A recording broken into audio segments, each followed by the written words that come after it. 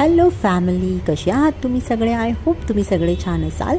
तर इकडे आहे ना, मी सुरण उकडत ठेवलेलं होतं आणि भांड्यांचा ढिगारा बघत असाल तुम्ही. कुठलंही जेवण करायच्या आधी ना किचन थोडं स्वच्छ असेल तर आपल्याला जेवण करण्यात जास्त मज्जा येते. तर हे करटुले म्हणतात, काही कंठोले म्हणतात. हे बघा, हे ना तुम्हाला मार्केटमध्ये फक्त पावसाळ्यामध्ये म्हणजे श्रावण महिन्यामध्ये दिसतील आणि ह्याची भाजी एकदम मस्त लागते. परत फक्त ना एकच प्रॉब्लेम असतो की ते साफ करायला खूप कंटाळा येतो. काही लोक त्याच्या आतमध्ये ज्या बिया असतात ना त्याही ठेवतात, पण मी शक्यतो बिया नाही ठेवत. बिया काढून टाकते आणि मग त्याला व्यवस्थित कट करून घेते, जसं आपण कारल्याची भाजी कट करतो तसंच. आणि तेलामध्ये एक कांदा घेतलेला मी बारीक चिरलेला, त्याच्यानंतर मिरची घातली.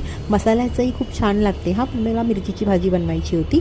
मिरची घातली, धना आणि जिऱ्याची पूड घातली, मी हळद घातली ह्याच्यामध्ये आणि व्यवस्थित परतून घेतलं. एकच मिरची घातली, जास्त तिखट मला नको होती, मीडियम स्पायसी हवी होती म्हणून.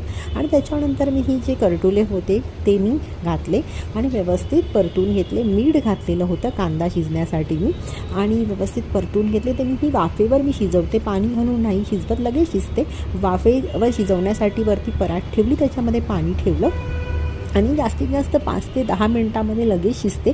कारण त्याची जी आउटर पार्ट जो असतो, साल जी असते त्याची भाजीची ती पातळ असते, त्याच्यामुळे जास्त वेळ लागत नाही. इथे नंतर मी 5-1 मिनिटांनी परत थोडंसं बघितलं शिजली आहे की नाही, तर शिजली नव्हती म्हणून अजून थोडा वेळ 5 मिनटं ठेवली. नंतर भाजी रेडी झाली, कोथिंबीर घातली.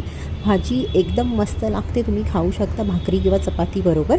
आणि ह्याच्यामध्ये तेलाची जास्त लागत नाही, गरज लागत नाही. खोबरंही घालू शकता, पण मी इथे खोबरं घातलेलं नाही आहे. तर नक्की भाजी करून बघा श्रावण महिन्यामध्ये. नंतर मी भाकरी आणि ही सुरणाची कापं केली. सुरणाच्या कापांची रेसिपी हवी असेल तर मला नक्की सांगा, मी नक्की पोस्ट करेन. चला भेटूया नेक्स्ट व्लॉगमध्ये. बाय.